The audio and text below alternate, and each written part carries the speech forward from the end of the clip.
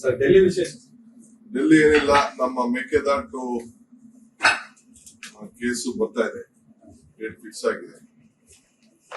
But ಕಾನ್ಸ್ಟಿ ready ಆಗಿರಬೇಕು. ಅದಕ್ಕೆ ನಮ್ಮ ಅಡ್ವೊಕೇಟ್ ಜನರಲ್ ಕೂಡ ಬರ್ತಾ ಇದ್ದಾರೆ. ಅದಕ್ಕೆ ಪ್ಲಾನಿಂಗ್ ಆಗ್ಬೇಕು, ಯಾರನ್ನ ನಾವು ಮೀಟ್ ಮಾಡಬೇಕು ಅಂತ ಮೊದಲೇ ಇರೋರು ನಡೆಸ್ತಾ ಇದ್ದಾರೆ. ಆ ದೃಷ್ಟಿಯಿಂದ ಬಂದಿದ್ದೀವಿ. ಸರ್ ನಾಳೆ ದಸರಾ ಉದ್ಘಾಟನೆ ಇದೆ, ನಡೆಯುತ್ತೆ. ಹೋಗ್ಬೇಕಾಯ್ತು, ಬಟ್ ನನ್ಗೆ ಇದೊಂದು ಬಹಳ ಪ್ರಯಾರಿಟಿ ಇದೆ. 23ವರೆಗೂ ಇದೆ. ಇದು ಬಂದ್ಮೇಲೆ ಸ್ವಲ್ಪ ಮುಂದಕ್ಕೆ ಆಗ್ಬೋದು ಡೇಟ್ ನಮ್ಮ ಸ್ಟೇಟ್ ರೆಪ್ರೆಸೆಂಟ್ ಮಾಡಬೇಕು. ಸರಿ, ಜಾತಿ ಗಣತಿ ಸಂಬಂಧಪಟ್ಟಂಗೆ 2 ಕ್ವಶನ್ ಇದೆ. ಒಂದು, ಈ 33 ಕ್ರಿಶ್ಚಿಯನ್ ಜಾತಿಗಳೇನು ಉಲ್ಲೇಖ ಮಾಡಲಾಗಿತ್ತು ಅದನ್ನು ವಾಪಸ್ ಪಡ್ಕೊಂಡಿದೆ OBC ಇದು ಅನ್ನುವಂಥದ್ದು ಒಂದು. ಆಮೇಲೆ 2ನೇದು, ಈ ರಂಭಾಪುರಿ ಶ್ರೀಗಳು ಹೇಳಿದ್ದಾರೆ ವೀರಶೈವ ಲಿಂಗಾಯತರ ಸಂಖ್ಯೆ ಕಡಿಮೆ ತೋರಿಸೋ ಸಂಶಯ ಇದೆ ನಮ್ಗೆ ಅಂತ ಅವರು ಹೇಳಿದ್ದಾರೆ. ಯಾರಿಗೂ ಸಂಶಯ ಬೇಡ. ಈ ಜಾತಿ ಗಣತಿ ವಿಚಾರ ಅಲ್ಲ, ಇದು ಸಾಮಾಜಿಕ ನ್ಯಾಯ ವಿಚಾರ. ಇದು ಸಾಮಾಜಿಕವಾಗಿ, ಶೈಕ್ಷಣಿಕವಾಗಿ ನಾವು ಸಹಾಯ ಮಾಡಬೇಕು. ಯಾವ ಸಮಾಜದವರು ಕೂಡ ಸಂಶಯ ಬೇಡ. ಈಗ ಎಲ್ಲರೂ ಕೂಡ ನಿಮ್ಗೆ ಅವಕಾಶ ಕೊಟ್ಟಿದ್ದೀವಿ. ಹಿಂದೆ 10 ವರ್ಷ ಆಯ್ತು ಅಂತೇಳಿ ಇದನ್ನ ಮುಂದಕ್ಕೆ ಹಾಕ್ತೀವಿ. ಇದನ್ನ ನಿಮ್ಗೆ ಅವಕಾಶ ಕೊಟ್ಟಿದ್ದೀವಿ. ನಾನು ಎಲ್ಲ ಸಮಾಜದವ್ರಿಗೂ ಒಂದು ಪಕ್ಷದ ಅಧ್ಯಕ್ಷನಾಗಿ, ರಾಜ್ಯದ ಉಪಮುಖ್ಯಮಂತ್ರಿಯಾಗಿ ನಾನು ಎಲ್ಲರಿಗೂ ಮನವಿ ಮಾಡ್ಕೊಳ್ಳೋದು, ದಯವಿಟ್ಟು ಎಲ್ಲ ಸಮಾಜದವರು ಕೂಡ ಜಾಗೃತರಾಗಬೇಕು.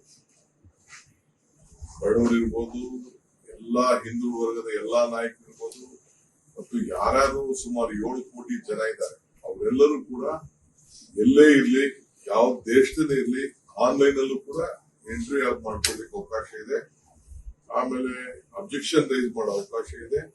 ನೀವೆಲ್ಲ ಪ್ರತಿಯೊಬ್ಬರು ಮಾಹಿತಿ ಕೂಡ ನಿಮ್ಮ ಫೋನ್ಗೂ ಕೂಡ ಆ ಮಾಹಿತಿ ದೊರಕುವಂತ ಅವಕಾಶ ಇದೆ.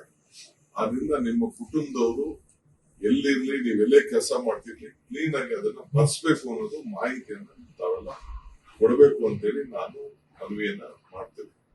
ನಮ್ಮ ಸರ್ಕಾರ ಈ ತೀರ್ಮಾನ ತೆಗೆದುಕೊಂಡಿರೋದು ಎಲ್ಲರಿಗೂ ಕೂಡ ನ್ಯಾಯ ಒದಗಿಸ್ಕೊಡ್ಬೇಕು ಅನ್ನೋ ದೃಷ್ಟಿಯಿಂದ ಆ ಕೆಲಸ ಎಲ್ಲ ಮಾಡಬೇಕು. ಸೊ ನಾನು ವೀರಶೈವ ಸಮುದಾಯಕ್ಕೆ ತೊಂದರೆ ಆಗ್ತದೆ ಅಂತ ಏನು ರಂಭಾಪುರಿ ಶ್ರೀಗಳು ಹೇಳಿದ್ದಾರೆ, ನೀವು ಗಾಬರಿಯನ್ನು ಪಡ್ಕೊಳ್ಬೇಕಾಗಿಲ್ಲ. ನಿಮ್ಮ ಪ್ರಚಾರ, ನಿಮ್ಮ ಜನ, ನಿಮ್ಮ ಸಮುದಾಯ, ರಾಜ್ಯದ ಎಲ್ಲಾ ಸಮುದಾಯಗಳು ಕೂಡ ಇದರ ಬಗ್ಗೆ ತಿಳುವಳಿಕೆ ಮೂಡಿಸುವಂತ ಕೆಲಸ ಎಲ್ಲರೂ ಮಾಡಬೇಕು. ಬರೀ ಒಂದು ಸಮುದಾಯದ ಮಾಡೋದಲ್ಲ, ಇದು ಎಲ್ಲಾ ಸಮುದಾಯದವರು ಇದನ್ನ ಉಪಯೋಗಿಸ್ಕೊಳ್ಬೇಕು. ಇದು ಕ್ರಿಶ್ಚಿಯನ್ ವಾಪಸ್ ತಗೊಂಡಿದ್ದಾರೆ, ಅದು ನನ್ಗೆ ಗೊತ್ತಿಲ್ಲ. ಈ ಕ್ರಿಶ್ಚಿಯನ್ ವಿಚಾರ ನಾನು ನೋಡಿದೆ, ನನಗೂ ಸ್ವಲ್ಪ ಗಾಬರಿ ಆಯ್ತು. ಚೀಫ್ ಮಿನಿಸ್ಟರ್ ಇದನ್ನ ಪ್ರಸ್ತಾವನೆ ಮಾಡಿದ್ರು, ಈ ತರ ಹಿಂಗಾಗಿದೆ ಅಂತ ನನಗೆ ಮಾಹಿತಿ ಇದೆ ಅಂತ. ಅವರೇ ಇದ್ರ ಬಗ್ಗೆ ನಾನು ಇವ್ರನ್ನ ಕರೆದಿ ಮಾತಾಡ್ತೀವಿ ಅಂತ ಹೇಳಿದ್ದಾರೆ.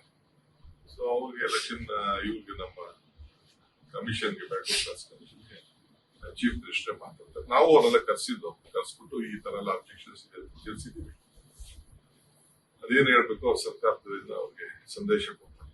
ಈ ಜಾತಿ ಸಮೀಕ್ಷೆ ಹೆಸರಲ್ಲಿ ಹಿಂದೂ ಸಮಾಜ ಒಡೆಯೋ ಪ್ರಯತ್ನ ಅಂತ ಅಶ್ವಥ್ ನಾರಾಯಣ ಹೇಳಿದ್ದಾರೆ. ಅಶ್ವಥ್ ನಾರಾಯಣ್ಗೆ ರಾಜಕಾರಣ ಬೇಕಷ್ಟೇ, ನಮ್ಗೆ ರಾಜಕಾರಣ ಬೇಡ. ನಮ್ಗೆ ಜನರ ಬದುಕು ಇಂಪಾರ್ಟೆಂಟ್. ನಾವು ಆ ದೃಷ್ಟಿಯಿಂದ ನಾವು ಮಾಡ್ತೀವಿ. ಅವ್ರಿಗೆ ಅವಕಾಶ ಕೊಟ್ಟಿದೀವಿ ಅಶ್ವಥ್ ನಾರಾಯಣ್ಗೆ. ಈಗ ಎಲ್ಲಾ ಚೆನ್ನಾಗಿ ಪ್ರಚಾರ ಮಾಡ್ತೀವಿ.